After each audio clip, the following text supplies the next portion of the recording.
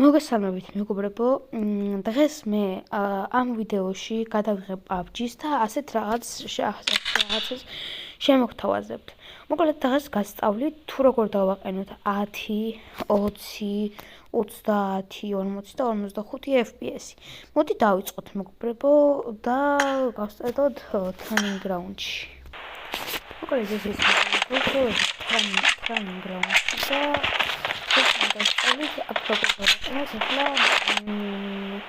10, 20, 30 და 45 FPS.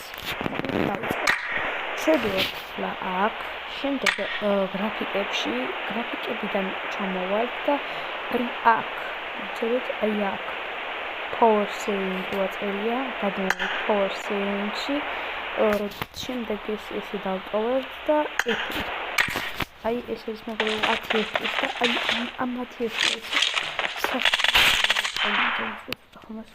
ის ამ 10 FPS-ში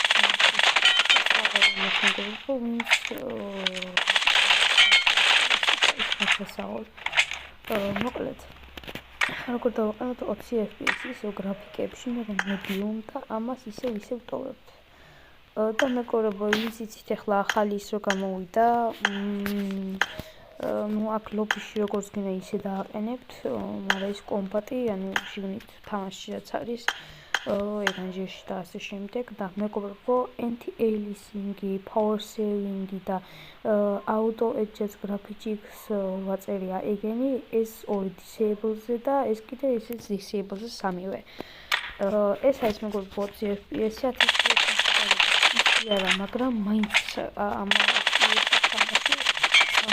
შანსი ნული არის, აი როგორ თამაშობთ ასეთ დაბალი FPS-ზე. აი როგორ თამაშობ ამ ასეთი დაბალი FPS-ებით. მოკლედ ახლა 30 FPS-ი ისევ შევდივართ.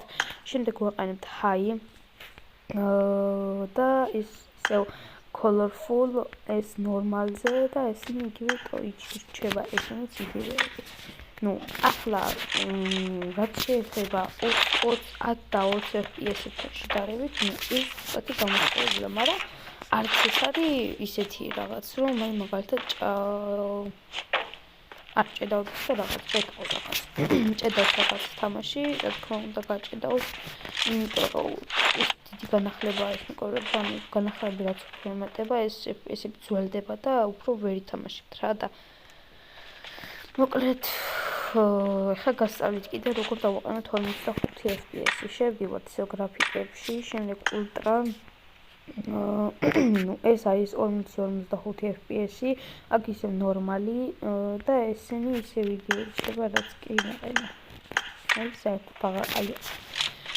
საერთოდ არ ჭედავს ზოგ შემთხვევაში გაგიჭედოთ, ანუ თუ სერვერი ძალიან გადაჭედილია და არის ძალიან ბევრი ადამიანი,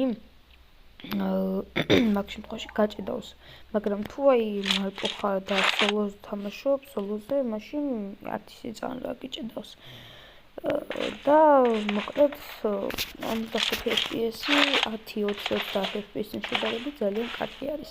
მოკლედ დღეისთვის ეს იყო მეგობრებო და ნახვამდის მომავალ შეხვედრამდე და გამოიწერეთ რა თქმა უნდა ჩვენი არხი. ნახვამდის.